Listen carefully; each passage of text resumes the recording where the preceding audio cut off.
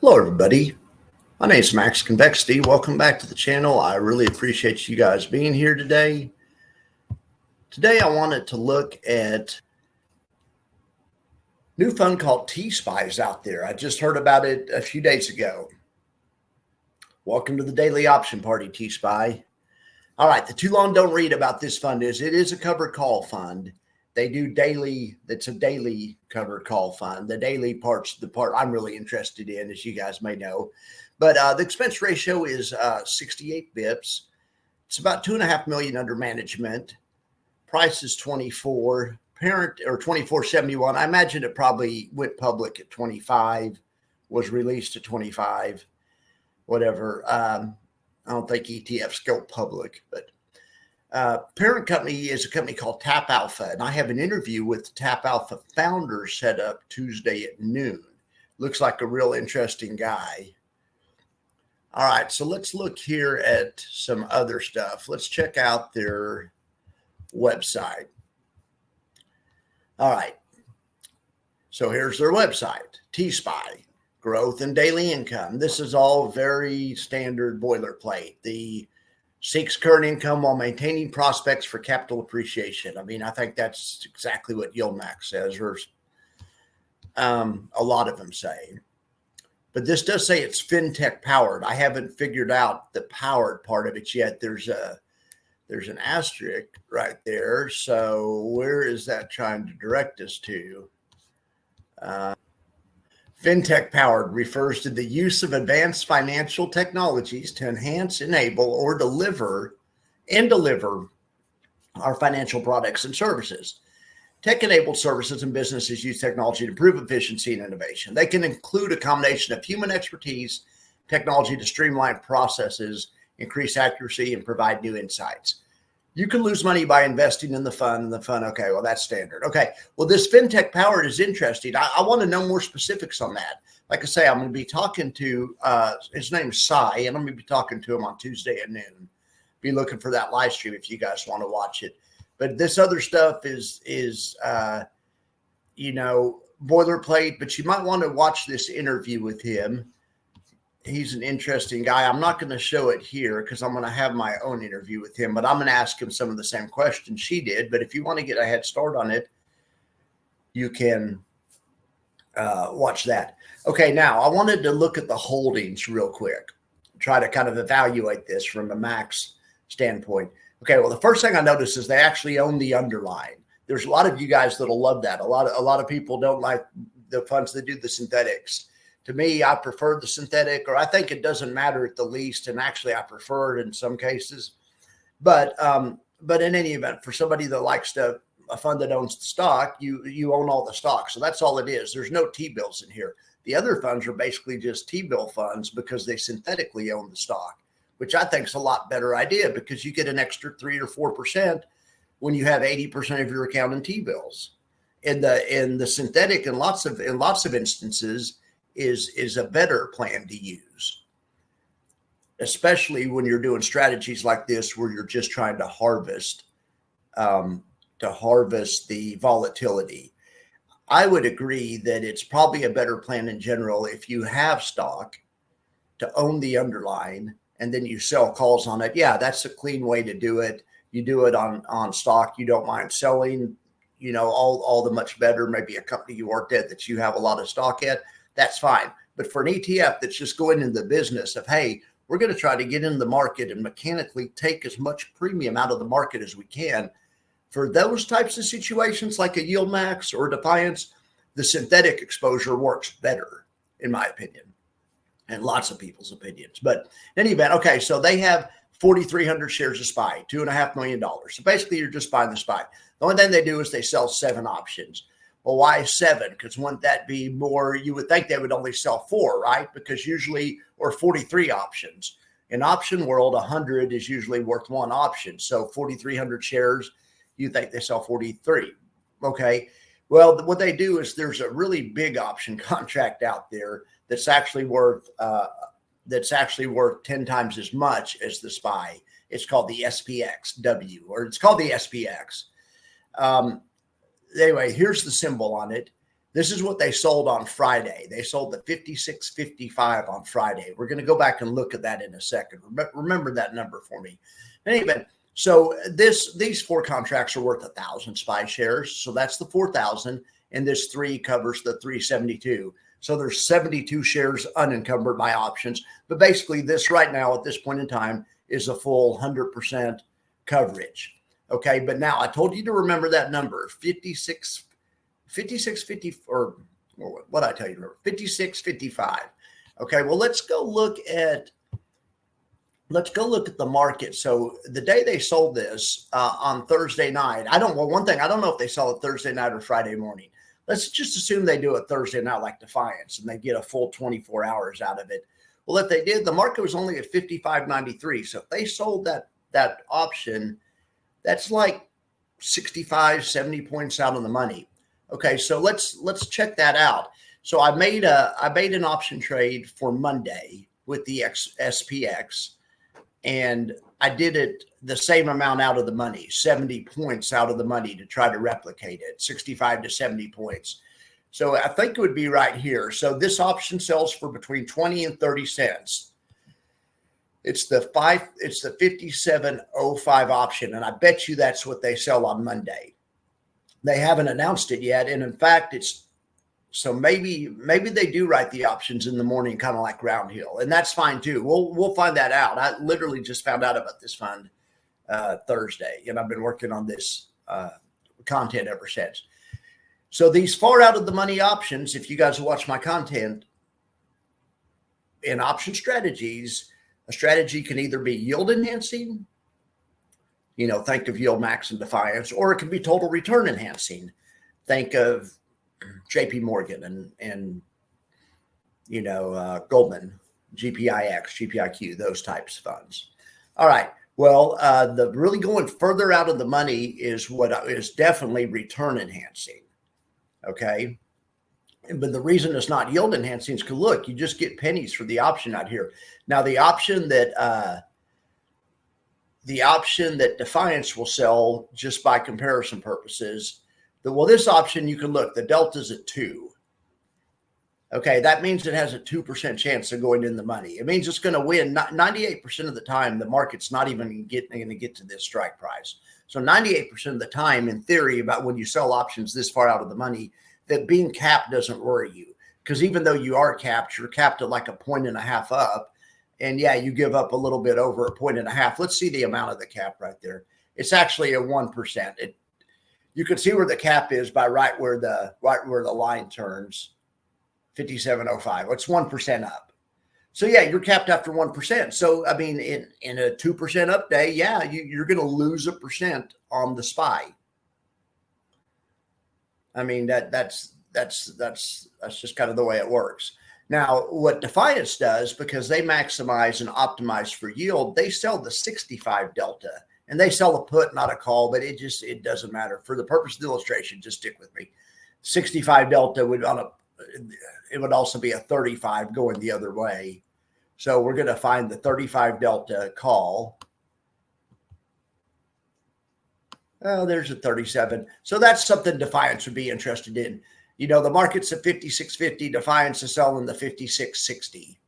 Okay. Now, what does that do? That enhances yield a bunch, because look, this kind of option brings in 16, and that is about how much Defiance usually brings on their S&P product. All right. So the thing is, but it's capped after 0.2%. So it only gets 0.2% of upside every day. Anyway, strategies can either be yield enhancing or return enhancing. The idea of picking a fund that matches your criteria is some funds have some yield enhancing characteristics and some total return enhancing characteristics. Maybe find a fund that meets your expectations, or your risk tolerances, but no one fund can do it all. Let's see how this fund has been performing. Let's see how TSPY is compared to XDTE. All right, TSPY, TSPY is beating SPY. That's good to see. Look at that. It's only 2 weeks old, but it's actually beating SPY. That's impressive. So let's look at let's see how it compares to XDT. For some reason, they start XDT at a different spot on the thing, or they start TSPY. I don't know why it does that sometimes. Let's just see how it does against iSpy, TSPY and iSpy. Okay. Well, they look similar on the risk, on the profit loss graph. And I would also say by virtue of them riding really far out of the money options, they're going to be similar funds. And also don't, well, actually, yeah. And also iSpy actually owns the stock itself. Now, iSpy doesn't sell an option, but they do a swap with a bank that simulates selling an option that's like 100 points out of the money, that's way out of the money. The swap simulates it. It gives them the same income and the same results it would. So I would just say at this early stage, iSpy is going to have the most, based on one day's result, based on this 1 day of holdings that I'm looking at for TSPY, iSpy would probably have the most upside. TSPY is probably going to have the second most upside, and then Defiance will be the most yield, but the least upside. And where's Roundhill going to fit in there? Well, that's the interesting question. We don't know. We're gonna have to see. So Roundhill has a little different variation on the timing of when they sell the option. Okay, so let's look back here. All right, so it's early, but I'm thinking this thing's going to target around 10 to 12% dividends. Why do I say that? Let's look out here at this option they sold, or this option they're, this option, I think they'll sell something like this for Monday. Okay, well, let's look here. Net credit, it's a $630 credit. All right, so they do that 5 times a week. So what's 5 times 6? That's $3,000 a week. They do that 52 weeks out of the year. So that's 100 or 150. Okay, that's about 1/3 of the value. So even selling an option this far out of the money, to me, it looks like if they paid everything out, they could pay 20% or something. But because look, okay, you're going to get even if you get let's just assume they can only get the bid. I mean, let's kind of do a worst case scenario. 625, yeah, 3,000 a week. So times 50 to 150, 160,000. Yeah, it could spit off 160,000 a year of income, which is about 1/3 of the capital that it ties up. The one SPX contract is worth 564,000. I know they're using SPY contracts, but they're doing the same thing. It's the same thing. Okay. They're actually doing some of each. They're using SPY for the underlying, but they're selling SPX options. But any event, this is an interesting fund, and it's going to be a barn burner to see if it performs better than iSpy in up markets. And we'll also include XDT into the party. Let's do this. Let's go back here. Let's see if maybe we can get it to compare to maybe QDT or something, even though that's not a really fair comparison. I just don't know why it does it, why it starts it on different lines sometimes. Anyway, if any of you guys know, let me know. We can still look, I guess, we can still see TSPY outperformed QDT by a little bit. Even starting behind like it did and outperformed. I just don't know why they don't just start at the same spot. Oh, well. What do you guys think about this fund? I mean, if they could really generate 20 to 30%, and then I'm thinking they'll pay 10 to 12. I bet they have managed distributions, or what else I hope they do is I hope, based on their fintech solutions, they have some AI tell them during certain times to write less options, only to do a half overwrite, or sometimes to do a calls for, to do something more like Jay does, done cap the upside. But I think these guys, their plan done cap the upside is just write options. It looks like their plan done cap the upside, just write options far enough out of the money where it's not going to affect it as bad, as much, let's say. It's not going to have as much of an effect. All right. So yes, the daily strategy. So now we have a fourth fund family. We got TappAlpha, we have Defiance, we have Roundhill, and we have iSpy and IQQQ, which I don't talk about enough, but those are great funds. they just don't yield very much. That, you know, on iSpy, they sell options so far out of the money. The last time I checked, it was yielding 3.98%, about 4%, because they sell options about 1.5 out of the money. You know how these options I showed you on TSPY were 1% out of the money. You know, they sell options even further out of the money than that.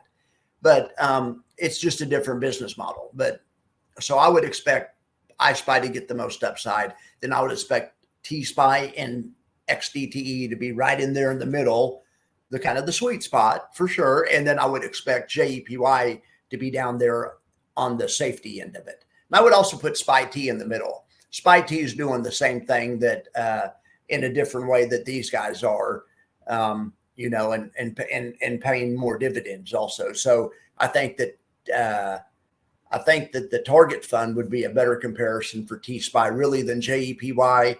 But I kind of compare everything to JEPY and TQQY and IWMY because that's the Defiance flagship. That's the max yield fund. I've always said those. I think those funds will. I think that's the highest yielding fund, that covered call fund, that there will ever happen. And I'm saying index fund. I just don't ever see an index fund yielding more because the way Defiance has done it, I don't know how anyone could make a fund that yields more.